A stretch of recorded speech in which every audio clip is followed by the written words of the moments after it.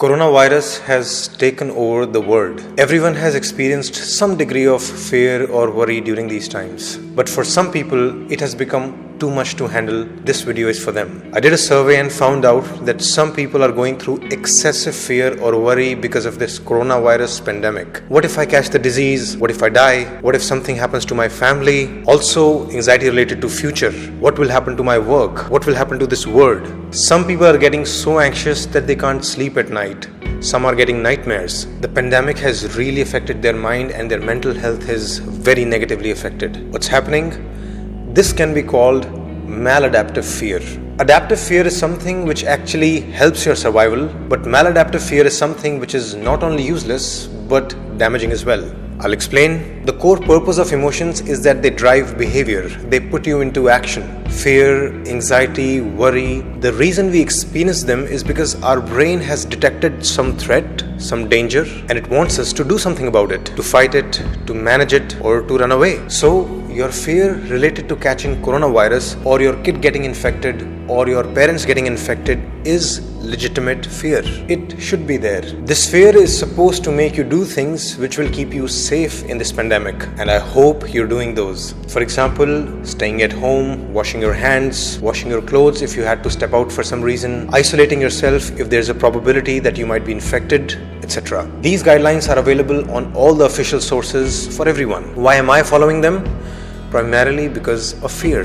I actually started following them days before the lockdown was even announced. What I'm saying is, as long as your fear transforms into some productive action, it's good, it's appropriate. But when the fear simply starts circling in your head over and over for hours, hogging your attention, disrupting your sleep, then it's bad and it must be disputed. The general principle I'm telling you here is, turn your fear into action. You need to keep shifting your mindset from I don't know what will happen to let me figure out what I can do. From what if I catch the virus to let me get up and cut off all possible ways the virus can come near me. From what if my kids get the virus to let's sit down with the kids and discuss the pandemic and safety recommendations in detail. Feel the fear, but don't get consumed by it. Feel the fear, then move on to action, and then tell the fear, thanks for waking me up and pushing me towards solutions, but our partnership is finished for now. You go your way, I'll go mine. If your mental health is affected, just limit how much you think and talk about coronavirus. Don't watch news for more than 15 minutes maybe. Stop just sitting in front of the television to hear about new cases and deaths for 2 hours every day. Stop taking in the catastrophe deeper and deeper.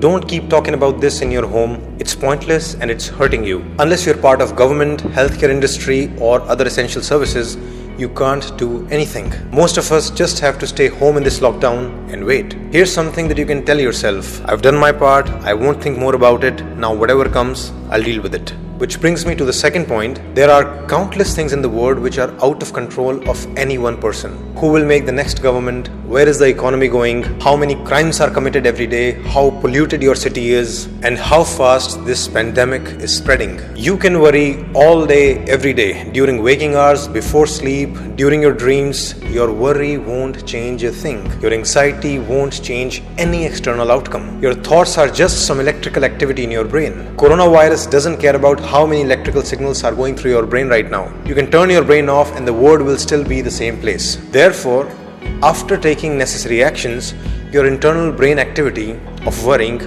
is just a waste of calories. You need to learn to relax in the face of bigger, uncertain forces of the world. Otherwise, you'll never live a peaceful life. So overall, make this your policy. Today, I'll do what I can, then relax. Tomorrow, I'll do what I can, then relax, and so on. That way, every day of your life becomes the most functional and the most peaceful. Trust me, this works.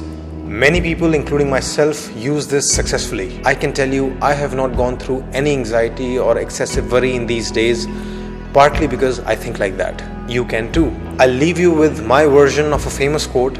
I don't know the source, but it's a genius quote. If it's in your hands, do it. Why worry? If it's out of your hands, leave it. Why worry? This simple principle applies to all kinds of anxieties, fears, and worries. Before I go, I have an announcement to make. I know these are tough times. People are also suffering financially. We have decided to offer 50% discount to all our counseling services, whether it's child counseling, parent counseling, or relationship counseling, till the lockdown finishes. That is April 15th, 2020. If you want to apply for counseling, you can go to our website page www.sridharlifeschool.com/counsel and fill the form there. We will get back to you. If you have any other queries, you can email us at sridharlifeschool@gmail.com. Thanks.